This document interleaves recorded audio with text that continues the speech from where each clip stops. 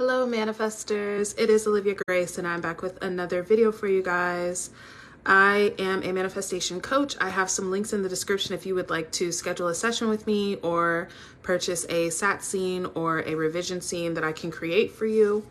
All that info is in the description box. Also, I am documenting my own SP journey that I'm on. So if you are interested in being all in my business, then you can join the membership and watch all the videos that are in there. So anyways, today we're talking about self-concept, and I really kind of had an epiphany this morning.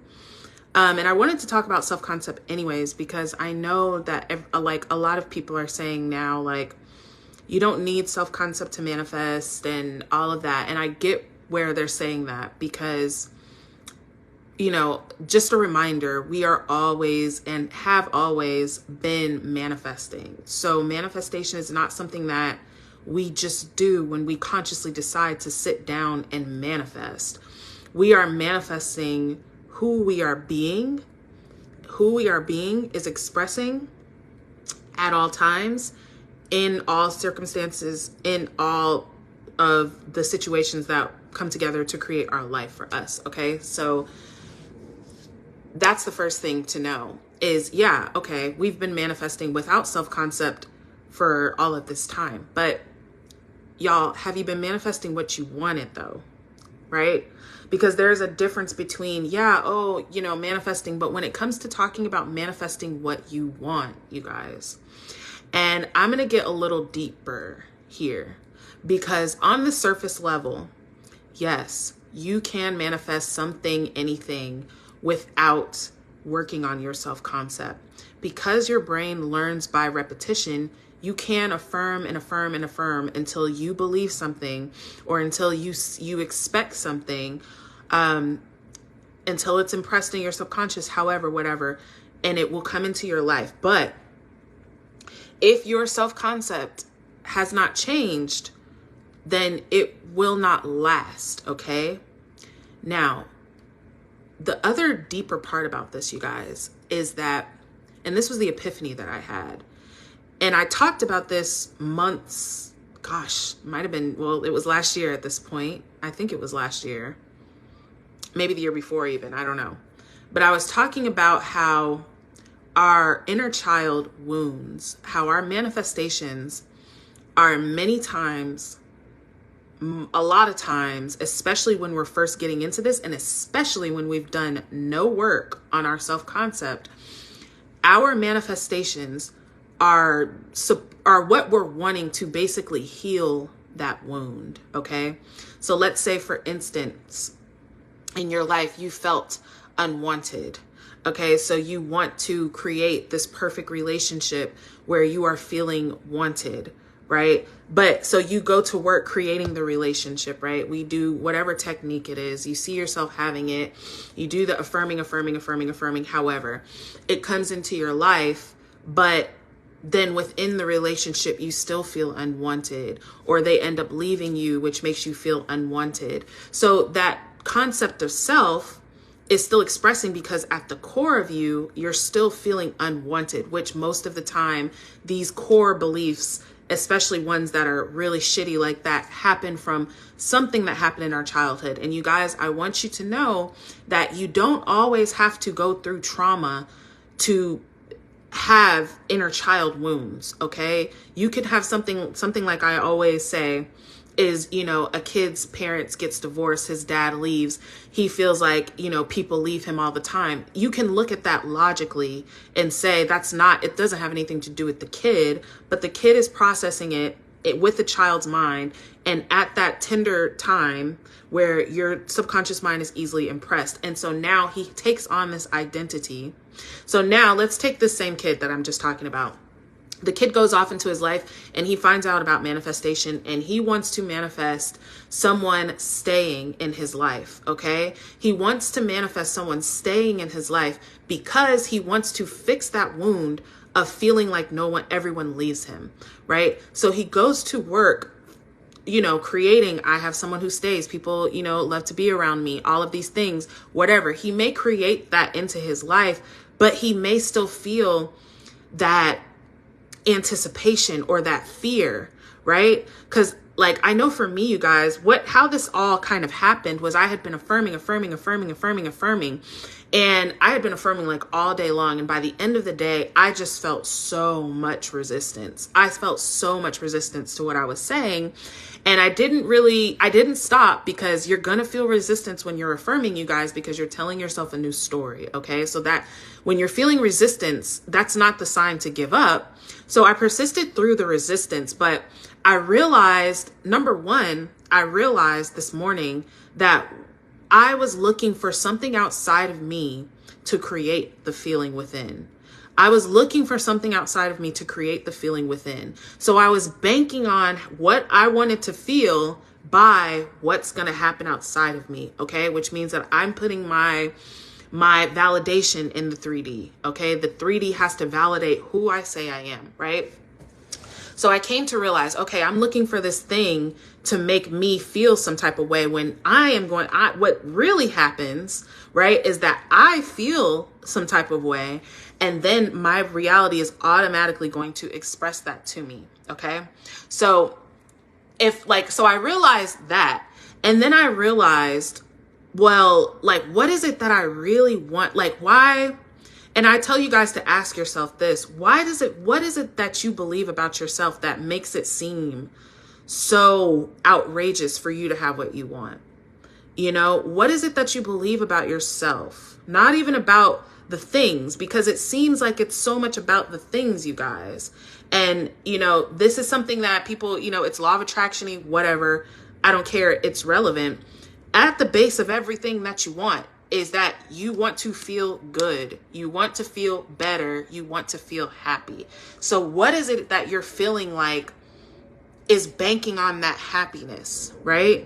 What is it that you feel like is going to gift you that peace or that feeling, that relief? Okay. Because that's what it is. There's like something when we're manifesting something and we're struggling with it, there's something that we feel we just are not, or we cannot have, do, be, whatever. Okay. Which is just not true.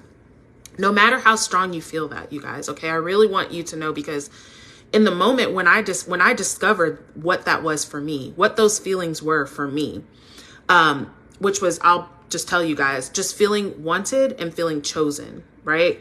Not like I was realizing in that moment that the reason why it seems so, and it's not even that it seems outrageous, because here's the thing, and this is what I mean when I say self-concept matters, you guys, okay? Because I want you guys to get your things. I want you to have your things. And I think you can even go ahead and manifest things without working on your self-concept, just to realize that, hey, I might need to work on my self-concept, okay? You can do it however, but for me, I'm looking for you guys to improve your life.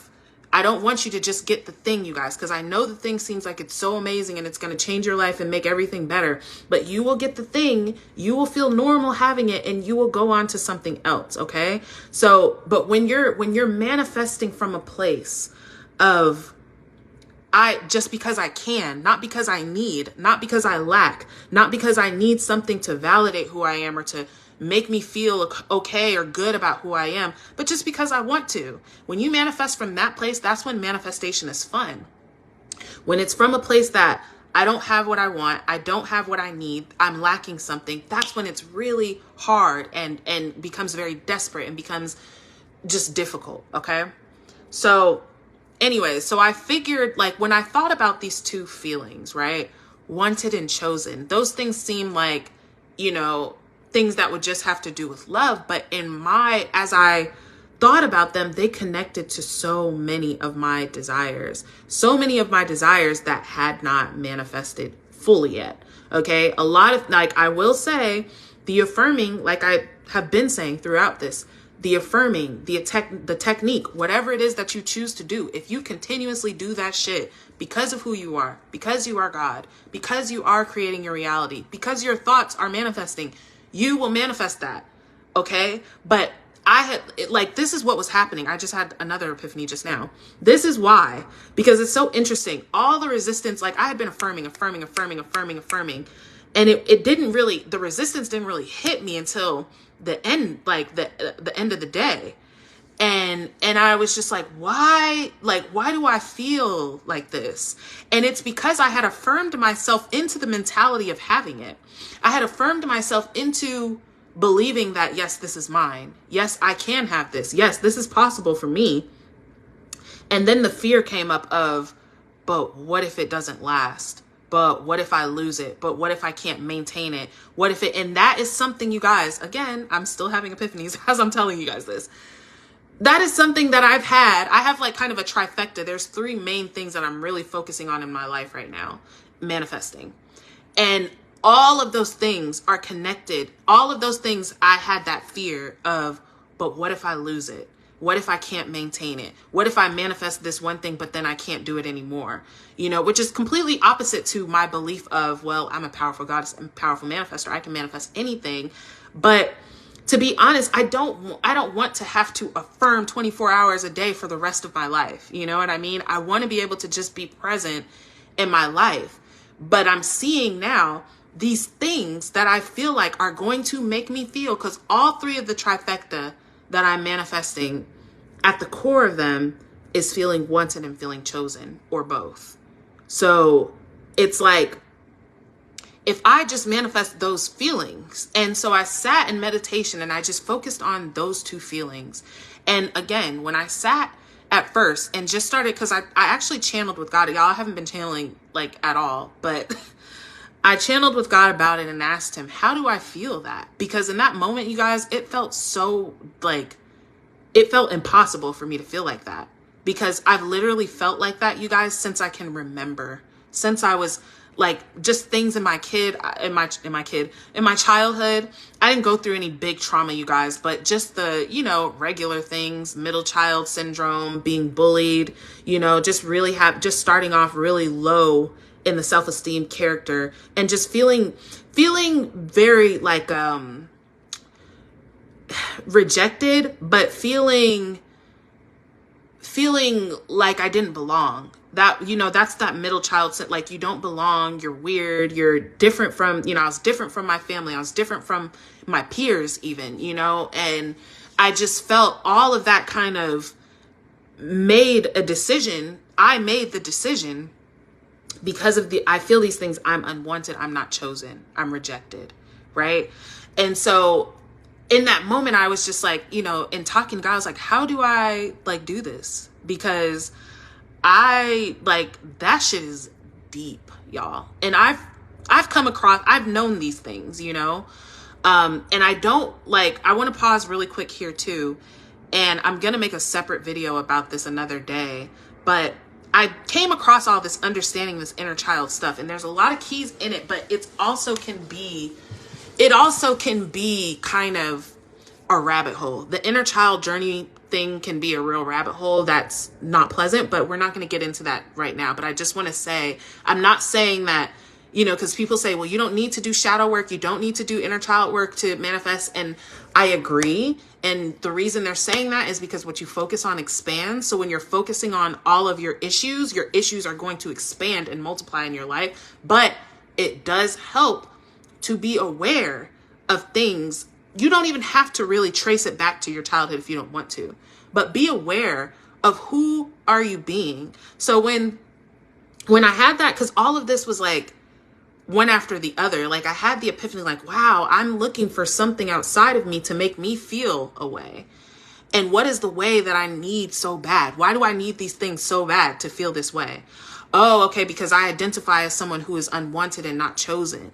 And then I was able to see how that correlated with every single thing in my life, that the 3 big main things in my life that I had struggled with. So being able to focus on that, like I said, I went into meditation and was just focusing on it and was just feeling, you know, but I just persisted, because that's what I was saying. I was telling you guys how I was talking to God, and God was saying, just, you claim it. Like, you claim that you're not, sorry, my phone is dying, but you're not unwanted. You're not chosen or rejected, right? That's the truth. That's just the truth. But stop claiming that. Claim what you want. You know, claim that you are wanted, claim that you are chosen. You decided that. You made that decision somewhere along the way. You can decide something new. This is what God told me. So I went into meditation and I started just telling myself, I'm wanted, I'm chosen, I'm wanted, I'm chosen, and just meditating. And it felt so icky at first, you guys. It really did. It just felt just like a lot of resistance. And I just persisted. And here's the reason why, you guys, you persist through that uncomfortable feeling. Because what is the alternative? So do you want to stay in a lower self-concept because it's comfortable? Would I rather say, you know what? I'm not going to claim to be worthy and chosen. That feels too weird for me. I'd much rather just stay being, you know, unwanted and rejected. I'll just stay like that because that feels right to me. Fuck that. No. Persist through that uncomfortable feeling. Persist through that part of you that's like, oh, this can't happen. And I need to like hurry this up because I really need to go. But persist. And so I persisted, and just this peace felt over me. Like this peace just came, like it was like all this tension, all this need, all this grasping, all this, and then it made sense. And then when I was in the end in my mind of my desires, it was like, of course I would have these things because I'm wanted, I'm chosen. Okay. Another quick thing I want to say. I feel like this is something, especially when it comes to like these like inner child wounds and all this shit. Like, oh, it's going to take me months and years to get through all of this. And no, because I started to feel like that. I was like, oh my God, it's going to take me time. No, it's not going to take me time. It's not going to take me time. There is a version of me that never has felt unwanted. She's always felt wanted. She's always felt chosen. And I can embody that with my consciousness right now. Okay. So you can embody this version of you. Find out what it is for you. Maybe it's that. If you guys want an affirmation track, I think I'm like thinking about making that, because I just see how really feeling wanted, you guys, it correlates in so much more than just your love life. It correlates in like your business and how you look at yourself, your physical self, how even your self-concept is, how you expect people to interact with you, the things that you expect to happen for you. It's a lot. But anyways, I intend that this helps you guys. I know that it did. And I love you guys. And I will see you in the next video.